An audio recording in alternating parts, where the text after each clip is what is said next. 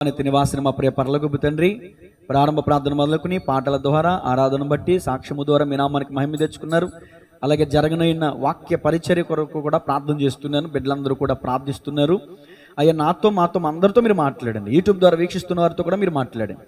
నీ వాక్యము చేత మా అడుగులు స్థిరపరచండి. నీ వాక్యమును బట్టి మాలో ఒక పరివర్తన కలగడానికి సహాయం చేయండి. మాలో ఒక నూతన మారు మనసు అనుభవం కలగడానికి సహాయం చేయండి. నూతన స్వభావాన్ని మాకు దయచేయండి.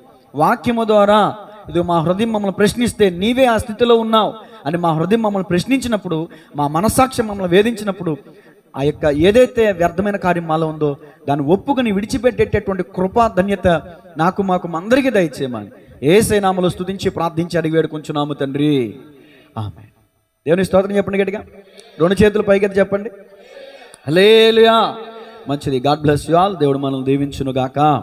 మంచిది. సామెతల గ్రంథం 23వ అధ్యాయం 21వ వచనం. ఈరోజు కూడా వచ్చిన ధర ప్రసంగమే మాట్లాడుతున్నాను. దేవుని చిత్తమైతే వచ్చే వారం నుండి అయినా నేను ప్రయత్నిస్తాను. శిష్యుల గురించిన, అపోస్తుల గురించిన విషయాలు ప్రారంభిస్తాను. ఫిబ్రవరి మొదటి ఆదివారం కాబట్టి వచ్చే ఆదివారం బల్లారాధన కార్యక్రమం ఉంటుంది. కాబట్టి అపోస్తులను గురించిన విషయాలను తర్వాత పొందుపరుస్తాను. ఎందుకో కొన్ని అంశాలు నా హృదయంలోకి వచ్చాయి, ఈ విషయాలు చెప్పాలి అని. వీలైతే 2-3 వారాలు చెప్తాను, లేకపోతే ఇంతటితో ముగిస్తాను. దేవుని ప్రేరేపణ. ప్రస్తుతానికి దేవుని ప్రేరేపణ బట్టి ఒక చిన్న మాటను మీ ముందుకు తీసుకొచ్చాను. చూడండి, సామెతల గ్రంథం 23వ అధ్యాయం 21వ వచనం. త్రాగుబోతులను, తిండిబోతులను దరిద్రులగుదురు. చాలండి. చదవబడిన వాక్య భాగం మన హృదయంలో నీరు కట్టి ఫలించునుగాక. ఇప్పుడు చదవబడిన ఈ వచనంలో 2 మాటలు ఉన్నాయి. ఏ మాటలు ఉన్నాయి చెప్పండి. ఇప్పుడు దేని గురించి మనం ధ్యానం చేయబోతున్నామంటే రెండో మాట. ఏంటి అక్కడ ఉన్న రెండో మాట? తిండిబోతులు. ఇప్పుడు మన అంశం ఏంటో చెప్పండి. తిండిబోతులు. ఈ మాట నా వెనకాల చెప్పండి. తిండిబోతులు దరిద్రులగుదురు. అందరూ చెప్పాలి. తిండిబోతులు దరిద్రులగుదురు. తిండిబోతులు ఎలా దరిద్రులు అవుతారు? తిండిబోతుతనం వల్ల ఎలాంటి అనర్థాలు వస్తాయి? తిండిబోతుతనం వల్ల ఎలాంటి మనం వాల్యూ కోల్పోతాం? తిండిబోతుతనం వల్ల ఎలాంటి ప్రాబ్లమ్స్ మనం ఫేస్ చేయాల్సి వస్తుంది? ఈ విషయాలన్నీ చెప్తాను. దయచేసి ప్రతి రిఫరెన్స్ రాసుకోండి, మీకు ఉపయోగపడుద్ది. అంటే ఇప్పుడు సంఘంలో ఎవరైనా తిండిబోతులు ఉన్నారా, అందుకని ఈ వాక్యం చెప్తున్నానా అనుకుంటే పొరపాటే. ఏమండి, పరిశుద్ధ గ్రంథంలో రాయబడిందంటే ఆ విషయాన్ని మనం ధ్యానించడం కోసమే కదా అది. కాబట్టి గమనిద్దాం, దేవుని యొక్క వాక్యాన్ని పరిశీలన చేద్దాం. మొట్టమొదటి మాట రాసుకోండి. సామెతలు 23:21. తిండిపోతులు దరిద్రులగుతారని దేవుని వాక్యం చెప్తుంది. అంటే తినొద్దా అండి? తినాలని. తినకపోతే ఎలా చెప్పండి? ఈరోజు డాక్టర్స్ కూడా ఉదయమే గుడ్డు తినండి, గ్లాసులు పాలు తాగండి, మొలకెత్తిన శనగలు తినండి, అవి ఎందుకు చెప్తున్నారు? అవి తినకపోతే మనకు బలం ఎలా వస్తుంది చెప్పండి? తినటం వల్ల మనకు బలం వస్తుంది. తినేదే బ్లడ్ పుడుతుంది కాబట్టి తినాలి. తినకపోతే ఎలా బతుకుతాం? నేను అంటాను, బతకడం కోసం తినాలి, తిండి కోసమే బతకూడదు. ఎంత తేడా ఉంది మాటలో. కాబట్టి చాలామంది తిండి కోసమే బతికే వాళ్ళు ఉన్నారు. అది తినకపోతే లైఫ్ వేస్ట్ అన్నట్టున్నారు చాలామంది. కాబట్టి గమనించాలి. ఈ రోజున దేవునికి వాక్యాన్ని మనం పరిశీలన చేస్తే, ఈరోజు వరకు ఒకవేళ ఎక్కడో ఒక మూలన మనకు ఉందేమో అలాంటి మనసు, తిండి పట్ల ఆతృత మనకు ఉందేమో, తిండి పట్ల మనకి ఆతృత ఉందేమో. వారానికి ఒక్కసారైనా ఉపవాసం చేసేవాళ్ళు ఉన్నారు సంఘంలో. కానీ బైబిల్ చెప్తున్న విషయం ఏంటంటే, శాస్త్రులు పరిసయ్యులు అరే సౌండ్ చేయకూడదురా నాన్న, సౌండ్ వచ్చే పక్కన పెట్టే, చేతులు కట్టుకో, వాక్యం వైపు విను, నీ చెవులు మాత్రమే పనిచేయాలి. అర్థమవుతుందా? నువ్వు దీవించబడతావు, నీకు చదువు అబ్బుద్ది, మంచి ఉద్యోగం వస్తుంది నీకు. అర్థమవుతుందా? వాక్యం వినాలి, శ్రద్ధగా విన్న వాళ్ళు దీవించబడతారంట. దేవుని స్తోత్రం చెప్పండి గట్టిగా, హల్లెలూయా. ఇప్పుడు ఎక్కడున్నాను? శాస్త్రులు పరిసయ్యులు వారానికి 2-3 మార్లు ఏం చేస్తారంట? వాళ్ళు ఉపవాసం ఉంటారంట. వాళ్ళని ఉద్దేశించి చెప్పిన మాట ఏంటంటే, మీ నీతి శాస్త్రులు పరిసయ్యులు నీతి కంటే అధికము కాని ఎడల మీరు దేవుని రాజ్యానికి వారసులు కానేరు అని. అంటే మీ నీతి వారి కంటే అధికము అంటే వాళ్ళు వారానికి 2-3 సార్లు, అంటే మనం ఎన్నిసార్లు అనాలి? మీ నీతి వాళ్ళ నీతి కంటే అధికం అంటే దాని అర్థం ఏంటి? 2-3 సార్లు కంటే మ్యాక్సిమం 4 సార్లు అయినా, అంటే 4 రోజులు కాదు కానీ పోనీ 4 పూటలన్నా, మంగళవారం ఒక పూట, శుక్రవారం ఒక పూట, శనివారం ఒక పూట, ఇంకొక వీలైతే ఇంకొక పూట. ఉపవాసం ఉండటం వల్ల నీరసం వచ్చేస్తుందని మనం అనుకుంటాం, కానీ శరీరం బలహీనం అవుతుందేమో, కానీ ఆత్మ బలపడుతుంది. నేను ఉపవాసం ఉంటానండి, మందిరంలో ఉండే వెజిలిపాటు ఉంటేనే ఉంటా. బయటికి వెళ్ళానంటే కనుక అది ఏ రోజైనా తినేస్తా, మంగళవారమైన పగలైనా తినేస్తా. నేను రోజుకి ఇంపార్టెన్స్ ఇవ్వను. ఉపవాసం ఉంటే, ఉపవాసం ఉన్నప్పుడు ఆ టైం అంతా ఎక్కడ గడపాలి? దేవుని సన్నిధిలో గడపాలి. ఇప్పుడు మంగళవారం వీలైతే ఇళ్ళ దగ్గర ఉండి ప్రార్థన చేస్తున్నారు. మంగళవారం నేను ఉండట్లేదని చెప్పారు, నాకు ఉన్నటువంటి బిజీ షెడ్యూల్ని బట్టి. లేదండి మంగళవారం మేము గృహకుడి పెట్టుకుంటామంటే నేను బయట పని అయినా మానేసి, బయట అయినా క్యాన్సిల్ చేసి నేను వస్తాను. ఒకవేళ మంగళవారం పూర్తిగా మానేసి అని మాత్రం అనుకోవద్దు. ఎందుకంటే కొంతమంది కొన్ని అనివార్య కారణాల వల్ల, కొన్ని పరిస్థితులను బట్టి చాలా తక్కువ మంది వస్తున్నాం, చాలా తక్కువ మంది గ్యాదర్ అవుతున్నాం. కాబట్టి మంగళవారమే నాకు యూనియన్ మీటింగ్స్ పెడుతున్నారు, వెళ్ళే అవకాశం ఉంటుంది. అందుకనే అమ్మ వీలైతే వచ్చి ప్రార్థన చేసుకోండి, లేకపోతే ఇంటి దగ్గరే ఉండి ప్రార్థన చేసుకోండి అని చెప్పాను. కానీ శనివారం ఉపవాస ప్రార్థన తప్పనిసరిగా జరుగుద్ది, ఆదివారం ఆరాధన తప్పనిసరిగా జరుగుద్ది. మంగళవారం మా ఇంట్లో పెట్టండి, 3 వారాలు 7 వారాలు 1 వారం అంటే ఖచ్చితంగా పెట్టడం జరుగుద్ది. నేను ఖచ్చితంగా ఉంటాను. దేవునికి స్తోత్రం చెప్పండి గట్టిగా. ఉపవాస ప్రార్థన నేను నిర్లక్ష్యం చేయను. కాబట్టి ప్రతి శనివారం ఉపవాసం ఉండండి, 2వ పూట ఉపవాసం ఉండండి, మందిరానికి రండి.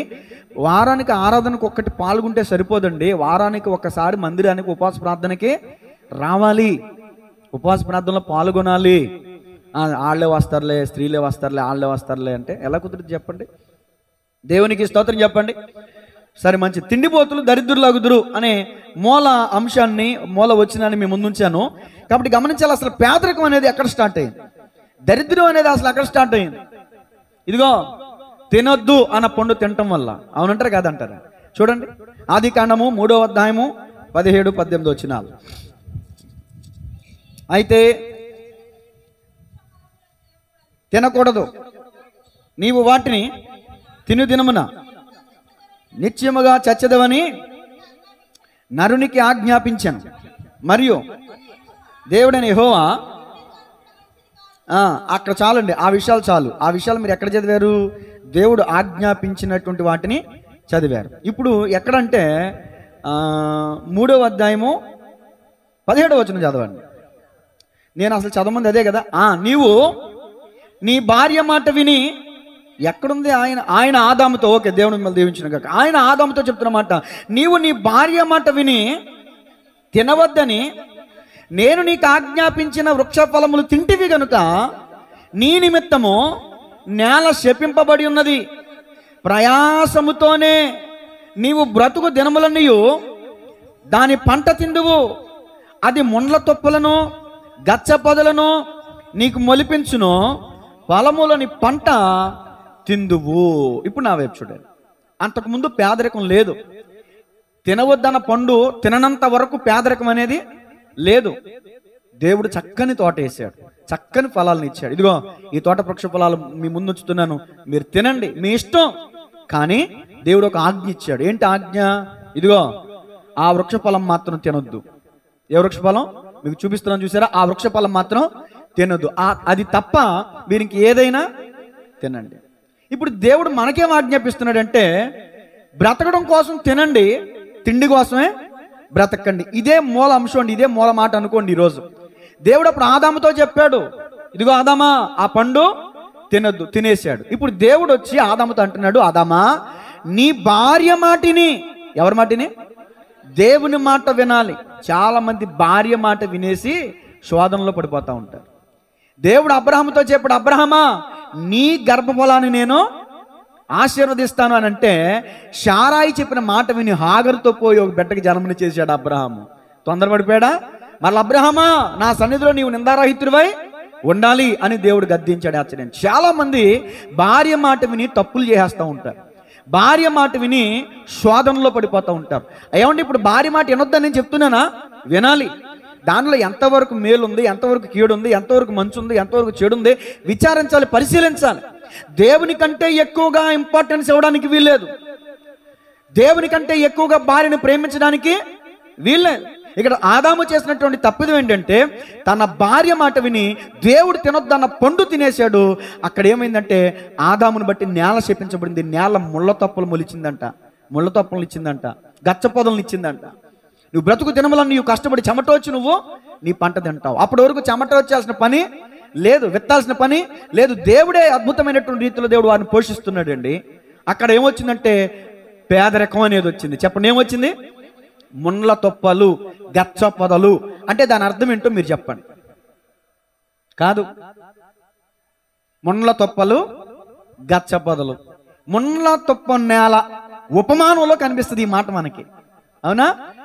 ఐహిక విచారం. రజనీ గారి కొట్టాలు చెప్పలేడుగా. ముండ్ల తొప్పలు అంటే ఐహిక విచారం. ఐహిక విచారం, ధనమోసం, ఏమి తిందుమా, ఏమి త్రాగుదుమా, ఏమి ధరించుకుందుమా, విచారపడుట పాపం. అలాంటి విచారం వచ్చేసింది వీళ్ళకి. అలాంటి ఐహిక విచారం వచ్చేసింది. ఏమి తిందుమా, అసలు ఏం తినాలో తెలిసేది కాదు దేవునితో పాటు ఉన్నప్పుడు. భార్య మాట విని తినొద్దన్న పండు తిన్న తర్వాత ఏమి తిందుమా అనే పరిస్థితికి వచ్చేసింది పొజిషన్. దరిద్రం, పేదరికం. నేను చెప్తున్న మాట, ఈ రోజున మీ కుటుంబాల్లో కూడా పేదరికం చాలా ఏలుబడి చేస్తున్నట్టు కారణం దేవుని మాటని మీరేదో ఆజ్ఞాతిక్రమిస్తున్నారండి. తినొద్దు అన్నది తినేస్తున్నారు, అందుకని శాపగ్రస్తులు అయిపోతున్నారు. అర్థమవుతుందా? తిండి పేదరికాన్ని తీసుకొస్తుంది, తిండి దరిద్రత తీసుకొస్తుంది, తిండి శాపాన్ని తీసుకొస్తుంది. చాలా విషయాలు తీసుకొస్తాం, మీకు మీ ముందు చూపిస్తాను నేను. మీకు రిఫరెన్స్ ఆధారం లేకుండా, వాక్యాధారం లేకుండా ఏది సొంత మాట చెప్పను నేను. మలాకి 3:10 నా మందిరములో ఆహారం ఉన్నట్లు, నా మందిరములోనికి ఏం చేయాలి? మీరు 10వ భాగం అంతయో తీసుకుని రండి. నా మందిరంలో ఆహారం ఉన్నట్లు. దేవుని మందిరంలో ఆహారం లేకుండా చేసేస్తున్నాం మనం. దేవుని మందిరంలో ఆహారం లేకుండా చేసేస్తున్నాం, దేవుని సొమ్ము తినేస్తున్నాం. కాబట్టే మన జీవితంలో పేదరికం అనేది ఏలుబడి చేస్తుంది. ఆదాముకి వచ్చింది శాపం, పేదరికం అనే శాపం. ఈరోజు మనకి వచ్చింది శాపం. ఎందుకో తెలుసా? ఆనాడు తినొద్దన్న పండు తిని ఆదాము శాపం తెచ్చుకున్నాడు.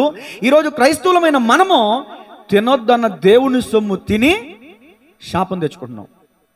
అయిపోయింది, సరిపోయిందా? విషయం సరిపోయిందా? అది తిండి వల్ల పేదరికం వచ్చింది అనడానికి మీకు ఆధారం ఇచ్చేసాను. సరే, ఇది ముగిస్తున్నాను, తర్వాత మాట చూడండి. మొదటి ఆదాం ఎవరండి? ఆదామే. రెండవ కడపటి ఆదాం ఎవరు? క్రీస్తు ప్రభులు వారు. దానికి ఎందుకు అంత విచారం, ఎందుకంత ఆలోచన? మరలాడుతున్నా చెప్పండి. మొదటి ఆదాము దేవుని చేత చేయబడిన వ్యక్తి. రెండవ కడపటి ఆదాము అని ఎవరి గురించి చెప్పబడింది బైబిల్లో? యేసుక్రీస్తు ప్రభులు వారిని గురించి. ఇప్పుడు ఆదాముకి శోధన వచ్చింది. ఏంటి ఆ శోధన? పండు తినాలి అనే శోధన. తినేశాడా, తినలేదా? కడపటి ఆదాముని కూడా సాతాను శోధించాడు. అది ఇప్పుడు రమ్మగారు కోటను చెప్పండి. అది అలా కనెక్ట్ అవ్వాలి వాక్యానికి. దేవుడు మిమ్మల్ని దీవించును గాక. దేవుని స్తోత్రం చెప్పండి గట్టిగా. మొదటి ఆదాముని ఆ పండు తినమని ప్రేరేపించాడు. ఇప్పుడు అదే సాతాను కడపటి ఆదాము అనబడిన యేసు ప్రభుల వారి దగ్గరికి వచ్చి ఈ రాళ్లను రొట్టెలగునట్లు యేసు ప్రభుల వారు లోబడిపోయాడా? శోధనలో పడిపోయాడా? ఇప్పుడు నువ్వు మొదటి ఆదాంలా ఉన్నావా, కడపటి ఆదాం అనబడిన క్రీస్తు ప్రభుల వారిలా నువ్వు ఉన్నావా? ఆలోచించు. రాళ్ళు రొట్టెలాగునట్లు ఆ అధికారం చేయగలిగిన సామర్థ్యం యేసు ప్రభువుకు ఉందా లేదా? ఉంది. మరి సాతాను ప్రేరేపణకు లోబడిపోయి, సాతాను శోధనకి పడిపోయి రాళ్ళు రొట్టెలాగినట్లుగా దేవుడు ఎందుకు ఆజ్ఞాపించలేదు? ఎందుకు ఆజ్ఞాపించలేదు? ఇప్పుడు మీరందరూ బిల్డింగ్ పైన ఉన్నారండి. ఎక్కడున్నారు? బిల్డింగ్ పైన. ఈ బిల్డింగ్ నిలబడడానికి గల కారణం ఏంటి? ఈ బిల్డింగ్ పునాది మీద, పునాది పిల్లర్స్. ఇప్పుడు ఈ పిల్లర్ కూడా రాళ్లే కదా, పిల్లర్ కూడా రాళ్లే కదా. ఇప్పుడు యేసుప్రభులు వారు రాళ్ళు రొట్టెలాగినట్లుగా ఆజ్ఞాపించాడు అనుకో, ఈ పిల్లర్లు ఏమైపోతాయి? స్పాంజీలు అయిపోతాయి. ఏమైపోతాయి? అప్పుడు మన అందరం ఏమైపోతాం? అంటే సాతానుగాడి యొక్క కుతంత్రం ఏంటో తెలుసా? సాతానుగాడి యొక్క ఇన్సెట్మెంట్ ఫీలింగ్ ఏంటో తెలుసా? ఈ రాళ్ళు రొట్టెలు అయితే ఈ భూమి ఆకాశం ఏమైపోతాయి? నాశనం అయిపోతాయి. రాళ్ళు రొట్టెలగినట్లుగా. ఇది మనకు అర్థమవుతుంది ఏంటంటే యేసుప్రభులు వారు ఆకలితో ఉన్నారు, అందుకని అలా శోధించాడు అనుకుంటున్నామే తప్ప, అక్కడ ఆ శోధనలో యేసుప్రభులు వారు పడిపోతే రాళ్ళు రొట్టెలు అవ్వాలని యేసయ్య ఆజ్ఞాపిస్తే అప్పుడే భూమి తలకిందులు అయిపోయేది. యేసు రక్తమే. అర్థమవుతుందా? అప్పుడు అక్కడ యేసుప్రభులు వారు ఏమంటారు? నీ దేవుడైన ప్రభువుని శోధింపవలదో, నీ ప్రభువుకు నువ్వు మొక్కాలి అని యేసుప్రభులు వారు సాతాను ఏం చేస్తారు? గద్దిస్తారు. సాతాను కూడా మన దగ్గరికి వస్తాడండి చాలాసార్లు. తిను ఉపవాసంలో ఉన్నప్పుడే పక్కింటోళ్ళు తీసుకొస్తారు కోడికూర. ఉపవాసం ఉన్నప్పుడే గుమ్మగుమ్మలు ఎరకన్నా దాన్ని నీ చేతులు ఏది పెట్టొద్దురా అని చెప్పా. ఈసారి మూడోసారి డ్రంపులు ఇసిరేస్తా చెప్తున్నా. అర్థమవుతుందా? ఏ అర్థంలో ముఖం చూసుకుంటున్నావేందే? ఇదిగో వాక్యం అనే అర్థం ఇది. ఈ ముఖం చూసుకో. దేవుని స్తోత్రం చెప్పండి గట్టిగా, చెప్పండి గట్టిగా. తండ్రి తనకిష్టుడైన కుమారుని ఏం చేస్తాడంట? నాకు కిరణ్ బాబు ఇప్పుడు ఏమై ఉన్నాడంట? ఇష్టం. అందుకని వాడిని గద్దిస్తున్నా. దేవుని స్తోత్రం చెప్పండి. హల్లెలూయా. ఇప్పుడు ఎక్కడున్నాను? మరి మధ్యలో అడ్డు రాకండి. ఎక్కడున్నాను? నాకు ఒక మతిమరు పోడు వచ్చింది ఈ యాక్సిడెంట్ కానీ. ఎక్కడున్నానండి? అది అయిపోయింది. సరే, ఇప్పుడు యోహాను సువార్త 4:34 సాతాను మనల్ని కూడా శోధిస్తాడు. ఇది తిను, అది తిను, అది ఇప్పుడు నాకే గుర్తొచ్చింది. ఉపవాసం ఉన్నప్పుడు పక్కింటి వాళ్ళు ఏం చేస్తారు? వేడివేడి గారెలు, వేడివేడి కూరలు అప్పుడే వచ్చేది గుమ్మగుమ్మలు మనకి. యోహాను సువార్త 4:34 యేసు ప్రభులు వారు ఏమన్నారు చూడండి.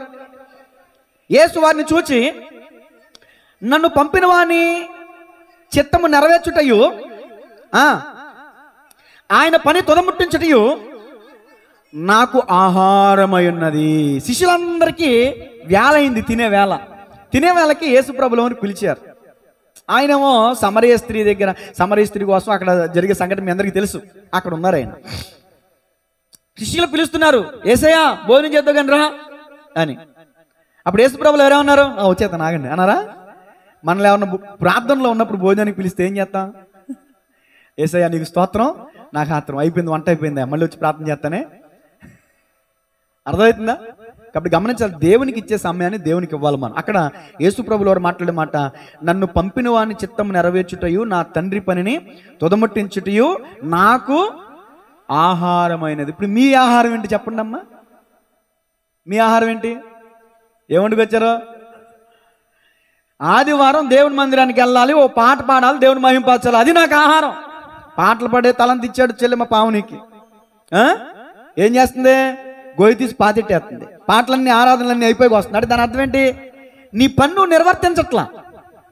అందరికీ పాడాలి ఉంటుంది, కానీ పాడే తలంత కొందరికే ఉంటుంది. దేవుని స్తోత్రం చెప్పండి. ఆదివారం దేవుడి మందిరానికి వెళ్ళాలి, ప్రారంభ ప్రార్థనకి వెళ్ళాలి, పాట పాడాలి, సాక్ష్యం చెప్పాలి, దేవునికి మహింపరచాలి, అది మీ పని. కానీ మీ పని మాత్రం మీరు చాలా అశ్రద్ధ చేస్తున్నారు. అశ్రద్ధ చేసేవారిని సోమరిపోతులు అంటారు. వీలైతే వచ్చేవారు సోమరిపోతు గురించి చెప్తారండి. చెప్పనా? సోమరిపోతు గురించి చెప్తా. ఇప్పుడు చూడండి, ఆయన పని తుదముట్టించుట నాకు ఆహారమైనది. మత్తయి సువార్త 5:6 ప్రభువులు వారు అంటారు, నీతి కొరకు ఆకలి దప్పులు కలిగి ఉండుట, నీతి కొరకు ఆకలి దప్పులు గలవారు ధన్యులు, వారు తృప్తిపరచబడుదురు.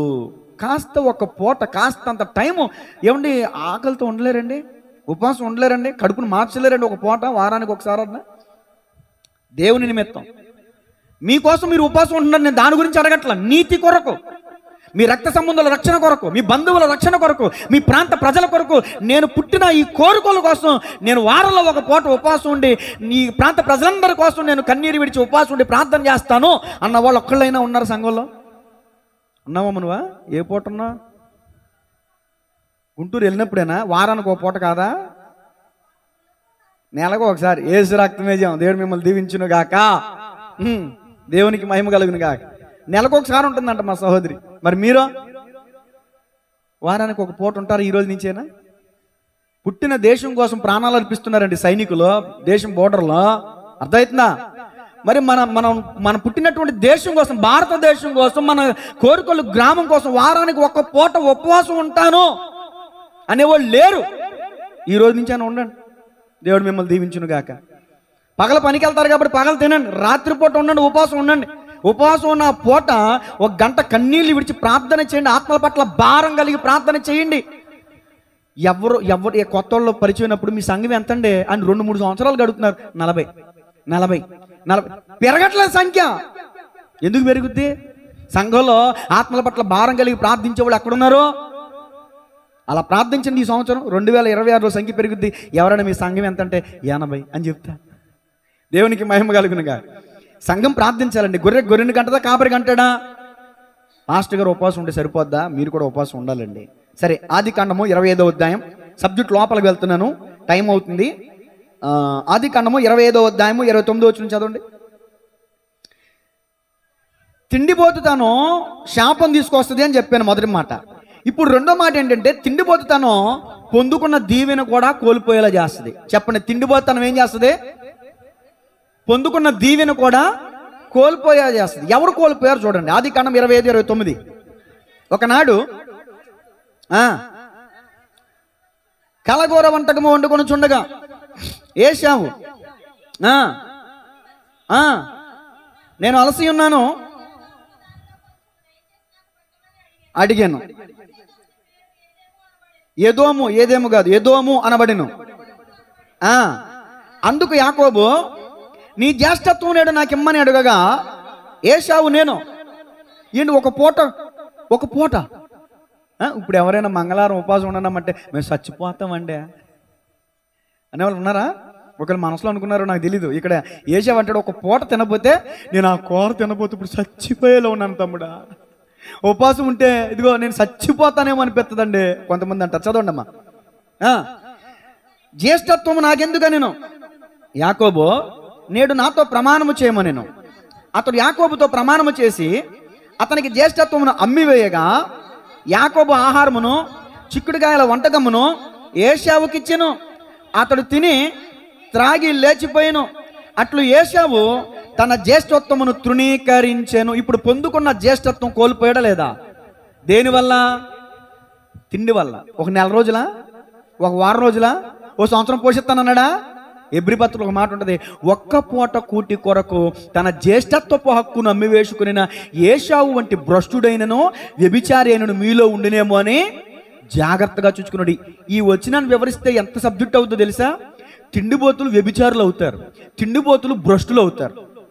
తిండి మితంగా అమిత అంటే విరివిగా తినటం వల్ల, ఈ తిండి తినటం వల్ల ఈ శరీరానికి కూడా కావలసినంత పెట్టడం ద్వారా ఈ శరీరం పుష్టిగా బలిసి ఎక్కడ లేని శరీర కోరికలు, శరీరాచలు, తుచ్చమైన అభిలాషలు పుడతాయన్నమాట. తిండిని బట్టి పుడతాయన్నమాట అవి. శరీరం అలసిపోయినప్పుడు ఆహారం తినలేదండి, అలసిపోయి ఉన్నాం, అప్పుడు ఎలాంటి కోరికలు వస్తాయి మనకి? వస్తాయి చెప్పండి. అది కొన్నిటిని చంపాలంటే, మన శారీరకమైనటువంటి కోరికలను చంపాలంటే ఆయుధం ఏంటో తెలుసా? ఉపవాస ప్రార్థన. మనోడు తిండి వల్ల భ్రష్టుడు అయిపోయాడని అక్కడ వచనం చెప్తుంది. ఎబ్రీ పత్రిక రాసుకుంటారా? చదువుకోండి.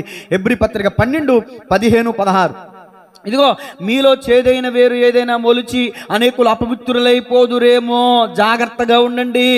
చేదైన వేరు మొలిచింది ఏశావులో, తిండిపోతుతాను, ఆ పూట కూడి తినకపోతే చచ్చిపోతాను అనుకున్నాడు. ఆలోచించండి ఒకసారి, విచారించండి, పరిశీలించండి. దేవునికి వాక్యాన్ని మనం పరిశీలన చేస్తే పొందుకున్న దీవెన కోల్పోయాడండి ఏశావు. జ్యేష్ఠత్వం అనేది పెద్ద కుమారుడికి వస్తుంది. ఇప్పుడు మీ ఇంట్లో ఇద్దరు యవనస్తులు ఉన్నారు, పెద్దోడు చిన్నోడు. నాన్నకి ఎకరం ఉందనుకోండి, ఎంత? ఎకరం. చిన్నోడికి పెద్దోడికి ఏమేమి ఇస్తారు? చెరొక ఎకరం మీరు అనుకుంటారు, కానీ ఎవరు? పెద్ద కుమారుడికి డబల్ ఇస్తాడు.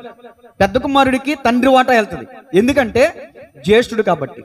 ఒకవేళ చిన్న కుమారుడు పొరపాటున తను ఏదైనా కోల్పోయాడు అనుకోండి, అన్నే మరలా తను చేరదీయాలి. తప్పిపోయిన కుమారు ఇంటికి తిరిగి వచ్చినప్పుడు ఇంటిలో ఉన్న అన్నకి అసూయ వచ్చింది. ఎందుకని? వాడు ఆస్తులు ఇప్పుడు సగం ఇవ్వాలి కాబట్టి. చిన్న కుమారు ఆస్తి అంతా తీసుకెళ్ళి తగలెట్టుకు వచ్చేసాడు. ఇప్పుడు తిరిగి వచ్చినప్పుడు తండ్రి సంతోషించాడు, కానీ అన్నకి సంతోషం ఎందుకు లేదు? అది మళ్ళీ అతని ఆస్తిలో సగం ఇవ్వాల్సి వస్తుందని బాధ. అది జ్యేష్ఠత్వం అంటే 2 అంతలు వస్తుంది దీవెన. ఇప్పుడు ఏశావు తనకి 2 అంతలు వచ్చిన దీవెని ఏం చేశాడు? తమ్ముడికి అమ్మేశాడు. తిండి కోసం దీవెని అమ్మేసుకున్నాడండి. నేను అడుగుతున్న ప్రశ్న, మీకు తిండి కావాలా, దీవెన కావాలా? తిండి కావాలా? అమ్మో, తిండి కావాలా, ఆశీర్వాదం కావాలా? దేవుడు మిమ్మల్ని దీవించును గాక. సరే, మీరు ఒకవేళ తిండిపోతులు అయితే, మన సంఘంలో ఎవరు లేరండి, తిండిపోతులు అయితే వాక్యం చెప్తున్నమాట. చూడండి, సామెతల గ్రంథం 23వ అధ్యాయం 1 నుంచి 3 వచనాలు. సామెతల గ్రంథము, నీవు ఏలికతో భోజనము చేయ కూర్చుండని ఎడల నీవెవరి సమక్షంలో ఉన్నావో బాగుగా యోచించుము. ఇదిగో నీవు తిండిపోతు అయిన ఎడల, అమ్మో, నీ గొంతుకి ఏం చేయాలంటమ్మా? కత్తి పెట్టుకొనుము. అతని రుచిగల పదార్థములను ఆశింపకము.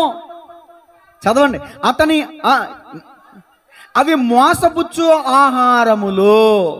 చాలండి, అయిపోయింది. ఇంతకుముందు ఆహారంలో శాపం గురించి చెప్పాను. ఆహారం తినొద్దన్న పన్ను తినడం వల్ల ఏమొచ్చింది? శాపం. తిండిపోతున్న వల్ల ఏశావు ఏం కోల్పోయాడు? పొందుకున్న దీవెన కోల్పోయాడు. ఇప్పుడు చదివిన వచనం ఏం చెప్తుందంటే, అవి మోసపుచ్చు ఆహారములు. ఎవరు ఏది పెడితే అది తినేస్తే మోసపోతారు, జాగ్రత్త. రాసుకోండి, తిండిలో శాపం ఉంది, తిండిలో పొందుకున్న దీవెన కోల్పోతాం. తిండిలో ఏముంది? మోసం ఉంది. తిండిలో ఏముంది? మోసం ఉంది. నీవు అధికముగా తిండిపోతున్నవైన ఎడల నీ గొంతుకి ఏం పెట్టుకోవాలంట? అంటే నిజంగా కత్తి దూరిపేసుకోమని అర్థం కాదు. కొంతమంది రోడ్లు అంటే తిరుగుతారు చూడండి, ఈ పక్క నుంచి ఈ పక్కకు దూరిపేసుకుంటారు. అలా మీరు కానీ పొడుచుకున్నారనుకో, నేను జైలుకి వెళ్ళాల్సి వస్తుంది. అలా కాదు. ఇప్పుడు తింటున్నప్పుడు ఎవరికైనా చేప ముళ్ళు అడ్డాడిందా? అప్పుడు ఏం చేసేవాళ్ళు? పొడన్నమన్న ముంగేసి మళ్ళా తర్వాత అన్నం తినేసి కానీ తింట మాత్రం మానరే. ఒకసారి ఏలూరులో ఎందుకే వెళ్ళామండి మేము, ఎవరిని చూడడానికి వెళ్ళామండి పాస్టర్ గారు?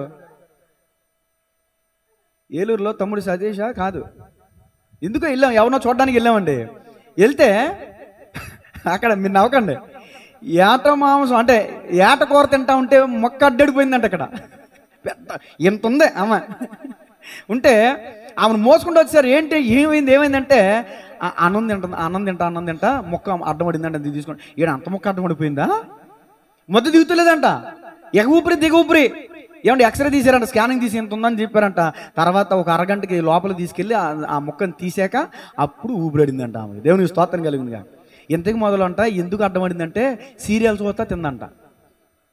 ఏంటంట ఆ సీరియల్లో ఏ సీన్ చూస్తా ఏమకే మొద్ద అడ్డపడిందో నాకు తెలియదు, కానీ మొక్క అడ్డమడిపోయింది. మొద్ద వెళ్ళిపోయింది కానీ మొక్క అక్కడ ఉండిపోయింది. దేవునికి మహిమ కలుగునుగా. కాబట్టి జాగ్రత్తగా తినేటప్పుడు అండి నేను ఫోన్ కూడా ఎత్తానండి. అడగండి, కొన్ని మా అమ్మని అడగండి, మా పాస్టర్ గారిని అడగండి. ఎవరికి లేవా ఫోన్ మాట్లాడుతూ తింటారు. ఫోన్ మాట్లాడతా అన్ని ఫోన్నే కట్ చేస్తాను. I call is back letter అని ఒక మెసేజ్ కొట్టేస్తాను, అంతే. ఫోన్ పక్కడేస్తాను, పూర్తిగా చక్కగా తిని.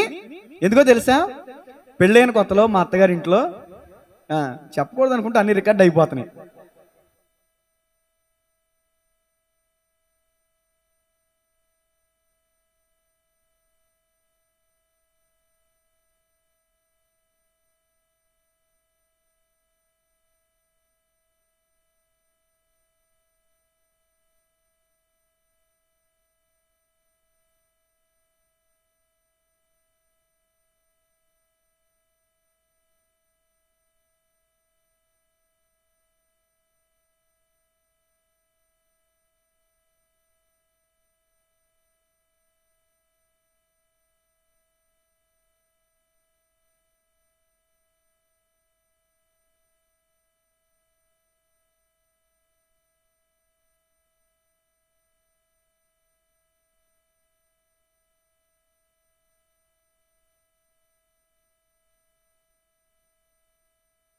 ఇట్లా ఎందుకని దేవుని స్తోత్రం చెప్పండి.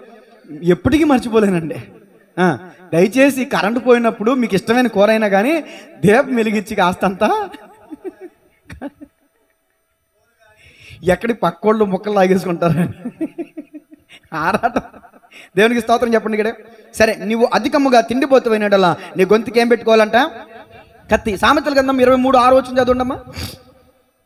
6 ఎదుటివాని మేలు వార్చలేని వానితో కలిసి భోజనం చేయకో, వాని రుచిగల పదార్థములను ఆశింపకము.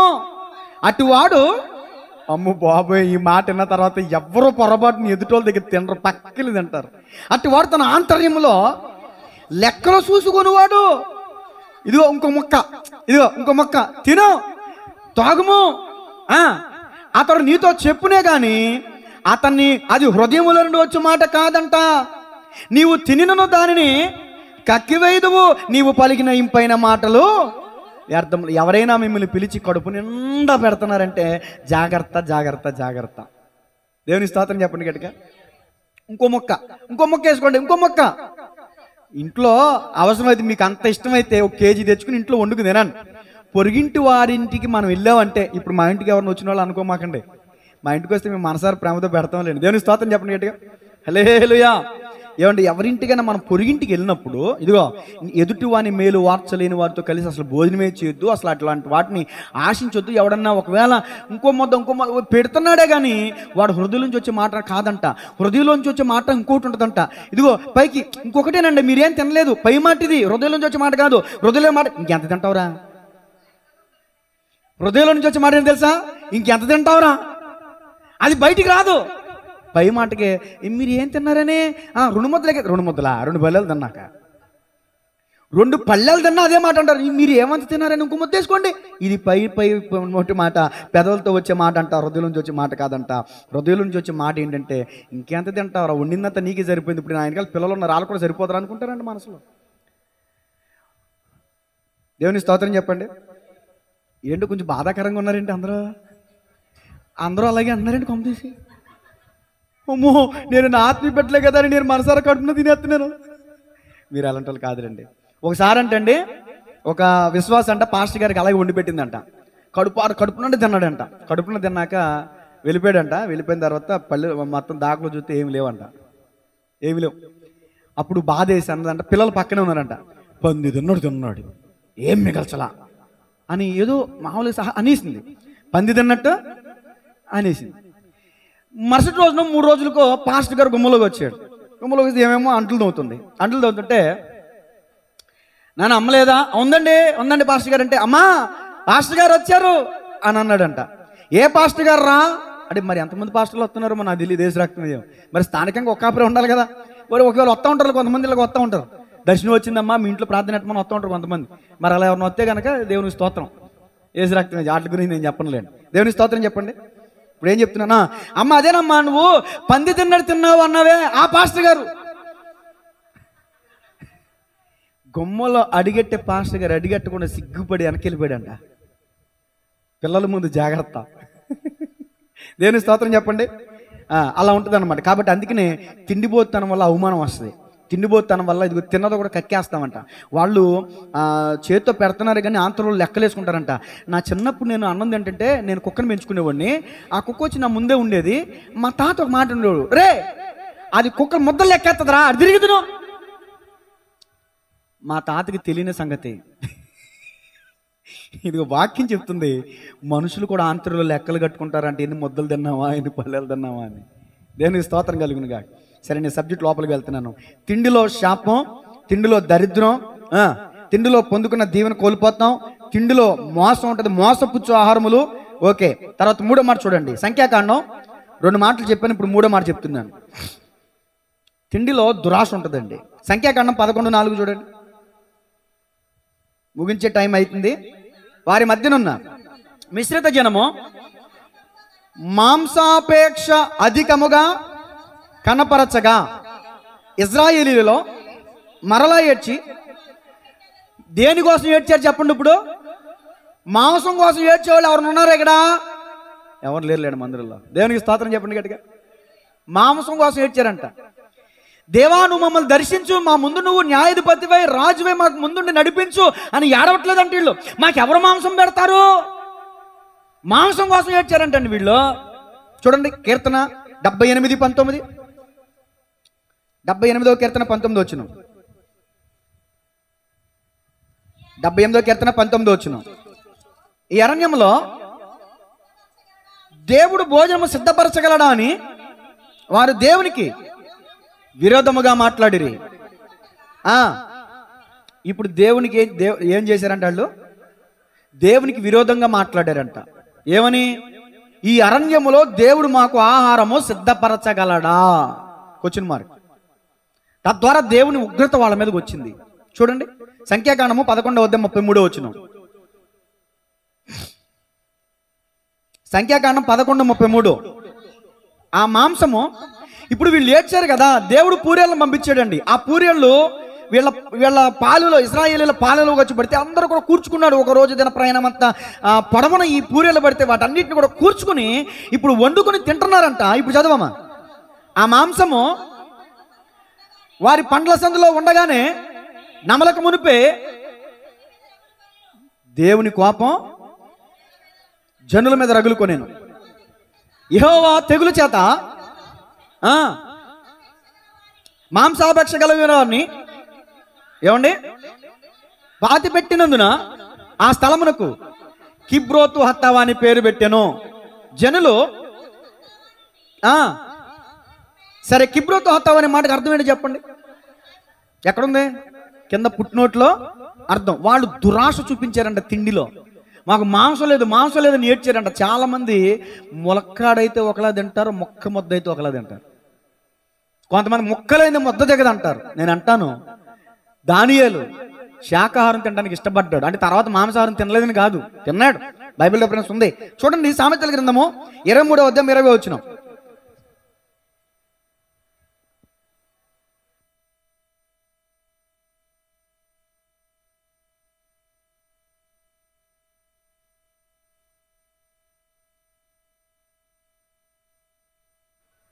దేవునికి మహిమ కలుగును గాక. హల్లెలూయా. సరే మంచిది. వాక్యంలోనికి వద్దాం. చదవండమ్మా, సామెతలు 23:20. ద్రాక్షారసము త్రాగువారితోనైనను మాంసము హెచ్చుగా తినువారితోనైనను సహవాసము చేయకము. ఫ్రెండ్షిప్. అసలు మాంసం హెచ్చుగా తినే వాళ్ళతో ఏం చేయకూడదంట? మాంసం ఎక్కువగా తినే వాళ్ళ దగ్గర కోపం ఉంటుంది. మాంసం హెచ్చుగా తినే వాళ్ళ దగ్గర తిండిబోత్తనం వల్ల దురాశ ఉంటుంది. ఏమన్నా ఇంకా ఎక్కడ లేని భయంకరమైన కార్యాలు ఉంటాయి. దేవుని యొక్క వాక్యం తెలియజేస్తున్న మాట ఏంటంటే, మాంసం హెచ్చుగా తినే వాళ్ళతో సహవాసము చేయొద్దు. తర్వాత లూకా సువార్త 12:16.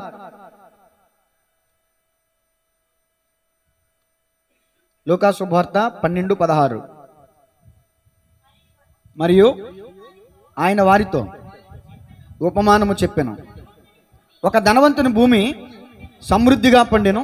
అప్పుడు అతడు, నా పంట సమకూర్చుకొనుటకు నాకు స్థలము చాలదు గనుక నేనేమి చేతునని తనలో తాను ఆలోచించుకొని, నేను ఇలాగూ చేతును, నా కొట్లు విప్పి వాటికంటే గొప్ప వాటిని కట్టించి అందులో నా ధాన్యమంతటిని నా ఆస్తిని సమకూర్చుకొని నా ప్రాణముతో, ప్రాణమా, అనేక సంవత్సరములకు విస్తారమైన ఆస్తి నీకు సమకూర్చబడి ఉన్నది. సుఖించుమో, తినుమో, త్రాగుమో, సంతోషించుమని చెప్పుకొందును అనుకొనిను. అయితే దేవుడు, వెర్రివాడా, ఈ రాత్రి నీ ప్రాణం అడుగుచున్నారు, నీవు సిద్ధపరిచినవి ఎవని వగునని అతనితో చెప్పాను. ఒక ఆస్తిపరుడు ఉన్నాడండి. అతనికి పంట బాగా పండింది.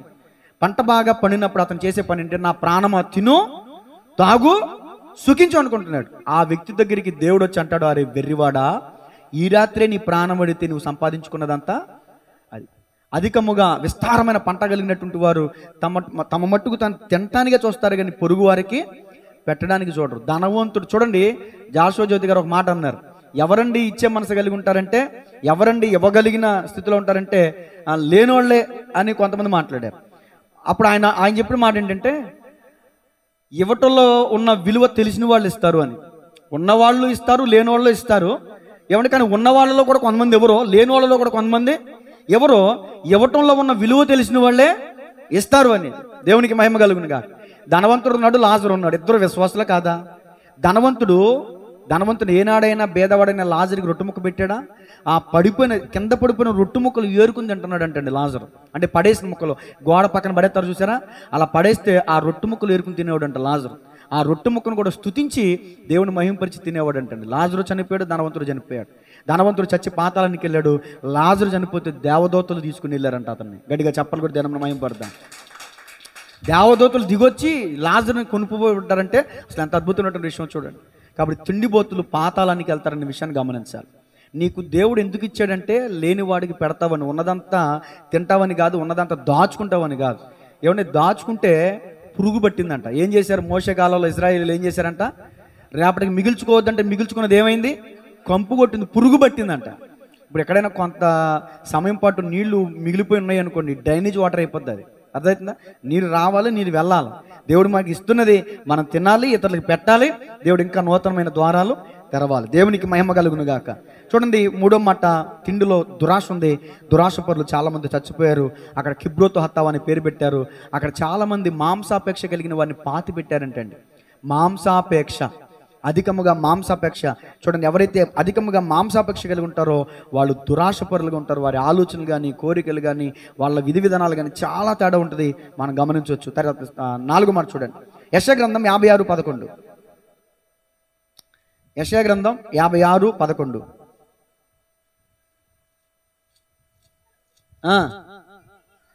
కుక్కలు తిండికి ఆతురపడును, ఎంత తినిననో వాటికి తృప్తి లేదు.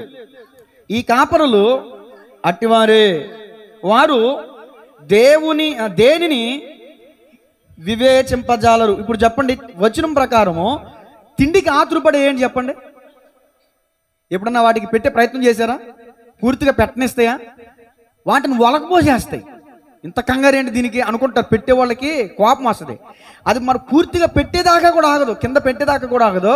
ఆ పళ్ళులో ఉన్న దాన్ని కింద పడేసుకుని తింటది. అదేంటో నాకు అర్థం కాదు. ఆతురత. దేవుని వాక్యం చెప్తుంది, కుక్కలు తిండికి ఏం చేస్తాయంట? మనం కూడా ఆతురపడ్డాం అనుకోండి, దేనితో సమానం? కుక్కలతో సమానం. అక్కడ కుక్కల్ని ఎవరితో పోల్చాడు అక్కడ మాట అంటే, కుక్కలు తిండికి ఆతురపడును, ఎంత తినను వాటికి తృప్తి లేదు. ఈ కాపరులు అట్టివారే.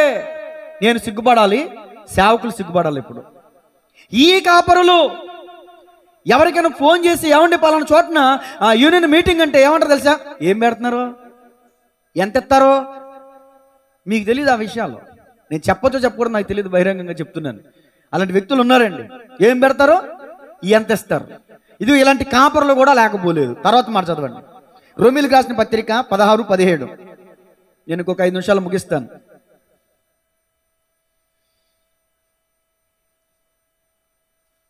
మీరు త్వరగా చదివితే త్వరగా ముగిస్తాను. సహోదరులారా,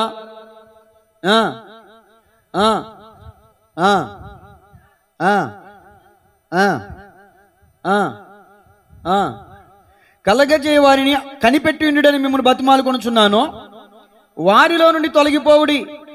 అట్టి వారు మన ప్రభువైన క్రీస్తుకు కాక తమ కడుపునకే దాసులు. వారు ఇంపైన మాటల వలనను ఇచ్చకముల వలనను నిష్కపటల మనసులను మోసపుచ్చుదురు. ఇక్కడ కొంతమంది ఉన్నారు దాసులు అంట. దాసులు ఎవరు దాసులు? ఇది కూడా సేవకులకి వర్తిస్తుంది. చాలా మంది ఎలా ఉన్నారంటే కడుపుకు దాసులు ఉన్నారంట, ప్రభువుకు దాసులుగా లేరంట. పాపము చేయవాడు పాపానికి ఏమైనాడంట? దాసుడు లేదా బానిస అని వాక్యం చెప్తుంది. తిండిబోతుతనం వల్ల కూడా తిండికి దాసుడు అయిపోతున్నారు చాలామంది. నేను ఒక వ్యక్తిని ఉద్దేశించలేకపోతే ఒకరికో నేను ఈ మాట చెప్పట్లేదు. మనందరిలో ఏదైనా ఒక తిండిబోతు స్వభావం లేదు, కానీ ఉంటే కనుక తీసేసుకునే ప్రయత్నం చేద్దాం. ఒకవేళ ఎవరైనా తిండిబోతుతనం కలిగి ఉంటే వాళ్ళు కడుపుకే దాసులు, కానీ యేసు ప్రభుకి దాసులు కానేరరు అని వాక్యం చెప్తుంది. తర్వాత మాట చదవండి, ఫిలిప్పీలకు రాసిన పత్రిక 3:18. ఇది ఇంకా భయంకరమైన మాట. ఫిలిప్పీ పత్రిక, అనేకులు క్రీస్తు శిలువకు శత్రువులుగా నడుచుకొనుచున్నారు. వీరిని గూర్చి మీతో అనేక పర్యాయములు చెప్పి ఇప్పుడును ఏడ్చుచూ చెప్పుచున్నాను. నాశనమే వారి అంతము, వారి కడుపే వారి దేవుడు. ఇప్పుడు చెప్పండి, ఈ మాట వెనకాల చెప్పండి, వారి కడుపే వారి దేవుడు. ఇది సిగ్గుపడాల్సిన విషయమా కాదా? చాలామంది కడుపు నిండితే చాలు అనుకుంటున్నారు, కానీ అక్షరార్థంగా ఆలోచిస్తున్నారే కానీ దేవునికి ఎందుకు ఎక్కడ ప్రాధాన్యత ఇస్తున్నారంటే కడుపు నింపుకోవడం కోసమే. అందుకని ఎంతమంది అండి క్రైస్తవ విరోధులు, క్రైస్తవ వ్యతిరేకత, ఎంతమంది బతుకు తెరువు కోసం వచ్చిన వాళ్ళు ఈ బోధకులు అని ఎందుకు అంటున్నారు? అలాంటి వాళ్ళు కొంతమంది ఉన్నారు, అందరూ లేరు. బతుకు తెరువు కోసం బైబిల్ పట్టుకున్న బోధకులు ఉన్నారు, కానీ అందరూ లేరనే విషయాన్ని గమనించాలి. దేవుని స్తోత్రం చెప్పండి గట్టిగా. తర్వాత శిష్యుల్లో కూడా ఉన్నారు. చూడండి, శిష్యులు, యేసు ప్రభుల వారు ఏర్పరచుకున్న శిష్యులు 12 మంది శిష్యులు కాదు, కానీ చాలా మంది శిష్యులు ఉన్నారు. యోహాను సువార్త 6:25. యోహాను సువార్త 6:25.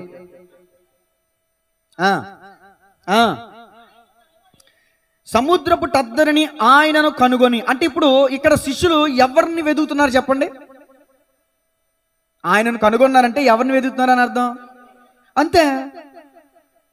నా వైపు చూడండి ఒకసారి, ఈ మాట వెనకాల చెప్పండి. ఆయనను కనుగొని. ఆయన అంటే యేసు ప్రభు. యేసు ప్రభుల వారిని కనుగొన్నారు అంటే వాళ్ళు ఎవరిని వెతికారు అప్పటి వరకు? చెప్పండి, అందరూ చెప్పండి. యేసు ప్రభు అని చెప్పండి. ఎవరిని వెతికారో, ఎవరిని కనుగొన్నారు?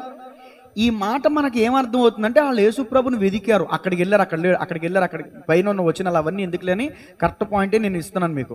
అక్కడికి వెళ్ళారు, అక్కడ లేరు, ఇక్కడికి వెళ్ళారు, అక్కడ లేరు, ఇంకో చోటుకి వెళ్తే అక్కడ ఉన్నాడు యేసు ప్రభులు వారు. ఇప్పుడు కనిపించాడు. ఆ మాట అక్కడ రాయబడింది, ఆ 3వ సందర్భంలో రాయబడింది. ఆ సముద్రపు టద్దరిని వారు ఆయనను కనుగొని. మనం అనుకున్నట్టు వారు ఆయనను వెతకల.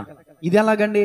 ఆయన వెతికారు కాబట్టే ఆయన కనుగొన్నారని అక్కడ రాయబడింది. ఇది మనకు అర్థమయ్యే మాట. తర్వాత చదవండి, బోధకుడా నీవెప్పుడు ఇక్కడికి వచ్చింది అని అడుగగా యేసు, మీరు సూచనలను చూచుట వలన కాదు, కానీ రొట్టెలు భుజించి తృప్తి పొందుట వలననే నన్ను వెతుకుచున్నారని మీతో నిత్యముగా చెప్పు. ఇప్పుడు చెప్పండి, ఏం వెతుకుతున్నారంటే వాళ్ళు? రొట్టెలు. భోజనాల కార్యక్రమాలకి మీటింగ్కి వచ్చేంత జనం ఉపవాస గుడికలకు వస్తారా? క్రిస్మస్ పండుగ వచ్చేంత జనం ఉపవాస గుడికలకు వస్తారా? నేను ఇక్కడ వ్యంగ్యంగా మాట్లాడినందుకు క్షమించాలి దయచేసి. రొట్టెల కోసం వెతుకుతున్నారంటే అండి వాళ్ళ ఇన్సెట్మెంట్ ఫీలింగ్ యేసు ప్రభు వారికి తెలీదా? మనం అందరూ అనుకున్నాం యేసైని వెతికారు, యేసైని కనుగొన్నారు అని అనుకున్నాం. కానీ యేసు ప్రభుల వారు అంటారు, మీరు సూచనలను వెతుకుతున్నారు, మీరు రొట్టెలు భుజించి తృప్తి పొందుట వలనే నన్ను వెతుకుతున్నారు తప్ప చూడండి క్షయమైన ఆహారం కొరకు కష్టపడకుడు కానీ నిత్య జీవము కలగజేయ అక్షయమైన ఆహారము కొరకే కష్టపడుడి. చాలండి, దేవుని స్తోత్రం చెప్పండి. ఇప్పుడు అక్షయమైన ఆహారం ఏంటో చెప్పండి. చెప్పిన వారిని దేవుడు దీవించును గాక. అక్షయమైన ఆహారం కోసం మనం ప్రయాసపడాలండి. దేవుని మందిరానికి వచ్చి దేవుని యొక్క వాక్యం అనే ఆహారం ద్వారా మనం తృప్తి పొందాల్సినటువంటి వారమై ఉన్నాం. చూడండి, లూకా శుభవార్త 21:34. కాపర్లు తిండికి ఆత్రపడే వాళ్ళు ఉన్నారు. ఏమండి, దాసులు కడుపుకి దాసులుగా ఉన్నారు. దేవుని వెంబడించే వాళ్ళకి కడుపే దేవుడిగా ఉన్నదంట. తర్వాత శిష్యులు క్షయమైన ఆహారం కోసం వెతుకుతున్నారంట. లూకా శుభవార్త 21:34. మీ హృదయములో ఒకవేళ తిండి వలనను, మత్తు వలనను, ఐహిక విచారం వలనను మందముగా ఉన్నందున ఆ దినము అకస్మాత్తుగా మీ మీదకి ఉరి వచ్చినట్టు రాకుండా మీ విషయమై మీరు జాగ్రత్తగా ఉండండి. ఒకవేళ చాలా మంది క్రైస్తవ సహోదరులారా, విశ్వాసులారా, తిండి వల్ల ఒకవేళ మీరు మత్తులుగా ఉన్నారేమో. పేకల దాకా తింటే ఏమవుతుంది? కంటి నిండా నిద్ర వస్తుంది. కడుపు నిండా తింటే వాంతి వస్తుంది అంటే ఎవరో చెప్తున్నారు. కడుపు నిండా తింటే కంటి నిండా నిద్ర వస్తుంది, ఆవలింతలు వస్తాయి. అవునా కదా? అందుకని తిన్న తర్వాత ప్రార్థన పెట్టండి. ఎందుకనే 1 గంటకి ప్రార్థన పెట్టేమనుకో, ఒకవేళ బహుశా మీరు అందరూ తినేసి వస్తారు. తినేసి వచ్చి ఇక్కడ వచ్చి మీరు చేసేది ఏంటి? ఆవలింతలో, నిద్రలో, కునుపాట్లు. దేవునికి స్తోత్రం కలుగునుగా. తినక ముందే ఆరాధన పెడతాం, అందుకనే దేవునికి మహిమ కలుగునుగా. సరే, మంచిది. ఇక్కడ మీ హృదయములు ఒకవేళ తిండి వలనను మత్తు వలనను ఐహిక విచారం మందంగా ఉన్నారేమో, ఆ దినము, ఏ దినమో చెప్పండి. ఇప్పుడు ఆ దినం అంటే ప్రభుదినం. ఏ దినం? ప్రభుదినం. ఇదిగో ఆ దినము ఎలా వస్తుందంటే నోవాహు దినములు ఎలా ఉండేనో ప్రభు దినము కూడా. నోవాహు దినములు ఎలా ఉన్నాయి? తినుచు, త్రాగుచు, పెండ్లాడుచు, పెండ్లికి ఇవ్వబడుచున్నారంట. ఆ దినం అంటే జలప్రలయం రానే వచ్చింది. అందరికీ మోకాళ్ళలోతు నీళ్లు, కడుపు దాకా, తర్వాత పేకల దాకా, తర్వాత మునిగిపోయేంత వస్తే తర్వాత ఓడ దగ్గరికి వెళ్తే తలుపేయబడింది. ఇక నా చేతుల్లో తాళం లేదన్నాడు నోవాహు. ఓడలోకి వెళ్ళిన వాళ్ళందరూ కూడా రక్షించబడ్డారు. ఇక మిగిలిన వాళ్ళందరూ కూడా తిండిలో పెళ్ళిళ్ళు చేసుకుంటాం, పేరంటాలకు వెళ్ళటం, తినటం, తిరగటం, తిరుగుతాం. త్రిపుల్ ఫార్ములా: తినటం, తిరగటం, తొంగుంటావా? Triple formula. చాలా మంది తినటం, తొంగుంటాం, తిరగటం ఇదేనంట. కాబట్టి దేవునికి వాక్యం చెప్తుంది, నోవాహు దినములు ఎలాగున్నారు, మనుష్య కుమారుని దినములు అలాగే ఉన్నవి. రోమాపత్రిక 14:1. రోమాపత్రిక 14:1 ముగింపులోకి వస్తున్నాను, చదవంటారుగా. విశ్వాసం విషయమై బలహీనుడైన వారిని చేర్చుకునుడి. ఆయనను సంశయములను తీర్చుటకు వాదములు పెట్టుకోవద్దు. ఒకడు సమస్తమును తినవచ్చునని నమ్ముచున్నాడు, మరి ఒకడు బలహీనుడై ఉండి కూరగాయలనే తినుచున్నాడు. తినువాడు తినని వారిని తునీకరింపకూడదు, తిననివాడు తినువానికి తీర్పు తెచ్చకూడదు. ఏలైనగా దేవుడు అతనిని చేర్చుకొనెను. దేవుని స్తోత్రం చెప్పండి. ఈరోజు చాలా డిబేట్లు జరుగుతున్నాయి. దేనికాడా జరుగుతున్నాయి లేవా? దేవుని వాక్యం ఏం చెప్తుంది? తినే విషయంలో వాదాలు పెట్టుకోవద్దు, డిబేట్లో పెట్టుకోవద్దు. తినేవాడు తిననివానికి తీర్పు తీర్చకూడదు, తిననివాడు తినేవాడికి తీర్పు తీర్చకూడదు. మానేసినవాడు దేవుని కోసం మానేస్తున్నాడు, తినేవాడు దేవుని కోసం తింటున్నాడు. ఏది జరిగినా దేవుని మహిమార్థమే. గట్టిగా చప్పట్లు కొట్టాలి మీకు అర్థమైతే. దేవుని స్తోత్రం చెప్పండి. నేను తింటున్నానంటే దేవుని మహిమార్థమే తింటున్నానా? మీరు మానేశారు మాంసం, ఎవరి కోసం? దేవుని కోసం. మీరు మానేసినా దేవుని కోసమే. నేను తిన్నా దేవునికి అవమానకరంగా కాదు కదా. ఈ వేటిని తినకూడదని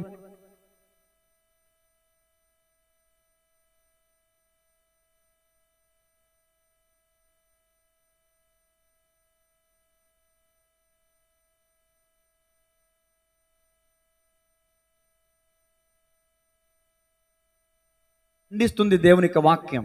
కాబట్టి గమనించాలి, మనలో ఎవరైనా అలా ఉంటే గనక వాటి నుంచి విడుదల పొందుదాం. సరే, ఆహారంలో శాపం ఉంది, ఆహారంలో అనుమానం ఉంది, ఆహారంలో మోసం ఉంది, ఆహారంలో దురాశ ఉంది, ఆహారంలో క్షయిత ఉంది. ఆఖరి మాట చెప్పి ముగిస్తాను ఒక నిమిషంలో. ఆహారంలో దీవెన కూడా ఉంది. చెప్పండి, ఏముంది? దీవెన ఉంది. తిన్నాడు ఆదాము, ఏమొచ్చింది చెప్పండి? ముగింపు అందరూ చెప్పండి. తిన్నాడు యేషేవు, ఏం కోల్పోయాడు? దురాశ కలిగి ఇశ్రాయేలీయులు తిన్నారు, ఏమొచ్చింది? తెగులు. మాంసాపేక్ష కనబరిచినందున దేవుని ఉగ్రత రాగా అనేకులు చచ్చిపోయారంటే తెగులు వచ్చి. అర్థమవుతుందా? తిండిలో శాపం, తిండిలో పొందుకున్న దీవెన కోల్పోవటం జరిగింది. తిండిలో మోసం ఉంది, అనుమానం ఉంది, ఏమంటే ఇవన్నీ ఉన్నాయి. ఆఖరి మాట, తినటం వల్ల వచ్చిన సమస్యలు ఇవి. పెట్టడం వల్ల వచ్చిన దీవెన ఏంటో చెప్తాను వినండి. అబ్రహాము శారాలు ఏం చేశారు? దేవునికి ఆతిథ్యం చేశారు. మరలా సంవత్సరం ఋతున శారా ఒడిలో ఎవరున్నారు? బాలుడు ఉన్నాడు. దీవెన ఉంచిందా లేదా? శాపం పోయిందా లేదా? సారేపతి విధవరాలు ఏలియాకి ఏమిచ్చింది? ఆతిథ్యం ఇచ్చింది. తద్వారా 3.5 సంవత్సరాలు ఆమె ఇంట్లో ఉన్న కరువు ఏమైంది? పోయింది. దైవజనుడికి ఇదిగో మొదటి అప్పం నాకు తీసుకురా అన్నాడు దైవజనుడు. అదే స్థితిలో మనం ఉంటే పెడతామండి? నాకు లేదో నా మెడకో డోలా తినడానికి తిండి రకరకాలుగా మాట్లాడతారండి. కానీ దైవజనుడికి ఏమన్నా మొదట ప్రాధాన్యత ఇచ్చింది. మొదటి అప్పం తీసుకెళ్ళి దైవజనుడికి పెట్టింది. పిండి అయిపోలేదో నూనె అయిపోలేదు. 3.5 సంవత్సరాలు పోషించబడింది. షూనేమీరాలు దైవజనునికి ఇంట్లోకి ఆహ్వానించి షెల్టర్ ఇచ్చింది, అలాగే ఆతిథ్యం కూడా ఇచ్చింది. ఆమె ఇంటిలో ఒక లోటు ఉంది. ఏంటి ఆ లోటు? గర్భఫలం లేదు ఆమెకు కూడా. ఏమండి, స్వజనుల్లో కాపురం ఉంటుంది కానీ గర్భఫలం లేదు. అప్పుడు ఎలీషా అన్నాడు, అమ్మా మరలా సంవత్సరం ఋతువుని నీకు కుమారుడు ఉంటాడని ఎలీషా వాగ్దానం ఇచ్చాడు. తిని దీవించాడు. ఆ దీవెన ఆమెకి స్థిరపరచబడింది. దేవునికి స్తోత్రం కలుగునుగా.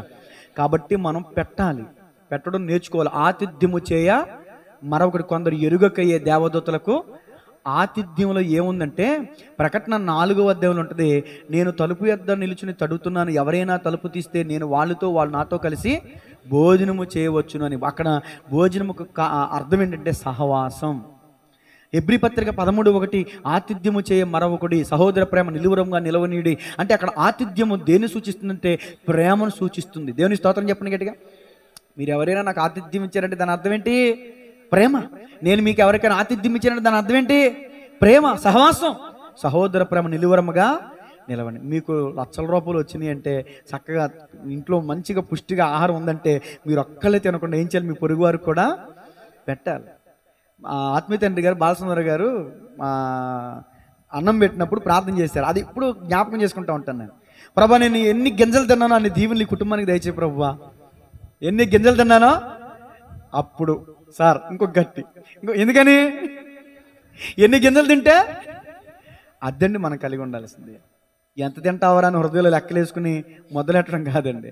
అది తలలో వంచిన ప్రార్థన చేసుకుందాం. చెప్పినట్టుగా 12:15 అయింది. 12:15కే ముగిస్తున్నాను ప్రార్థన. చెప్పబడిన వాక్యాన్ని బట్టి కొద్ది నిమిషాలు ప్రార్థన.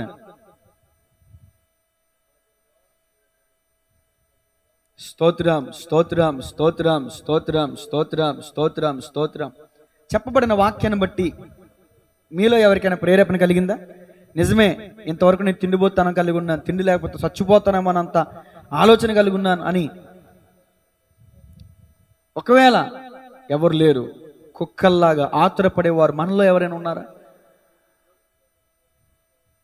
ఒకవేళ మన ఇంట్లో మనం తిన్నా పర్లేదు కానీ ఇది ఎదుటివాడి మేలు వార్చలేని వాడితో కలిసి భోజనం చేయకూడదంట. వాడు హృదయంలో లెక్కలెట్టుకుంటాడంట. ఎన్ని ముద్దలు తిన్నామో కుక్క లెక్కెట్టినట్టు లెక్కెడతాడంట. అందుకని బయటికి వెళ్ళినప్పుడు తినే విషయంలో కొంచెం మితం కలిగి గొంతుకి కత్తి పెట్టుకుని మితంగా తినాలి. ఇది జ్ఞానం. దేవుడి వాక్యం ఈరోజు మనకు నేర్పించిన సత్యం. ఎవరికి వాళ్ళ చిన్న ప్రార్థన, 2 నిమిషాలు ప్రార్థన చేయండి, నేను ముగిస్తాను.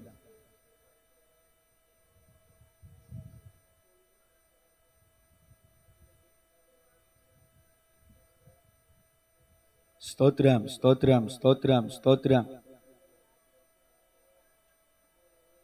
స్తోత్రం. అందరూ ప్రార్థన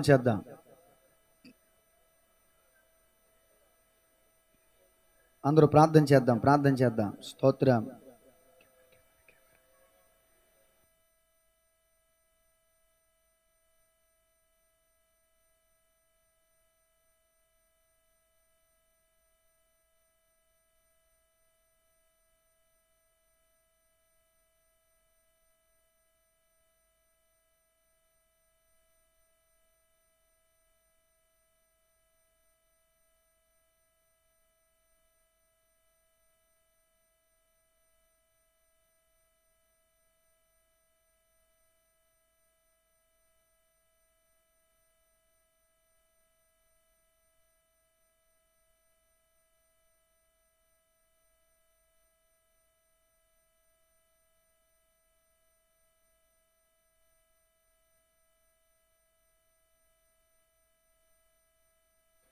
ప్రార్థన.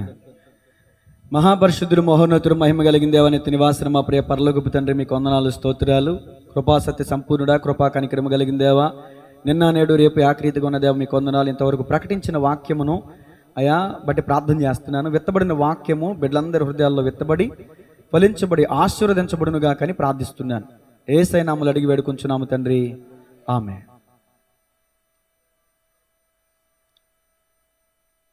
God bless.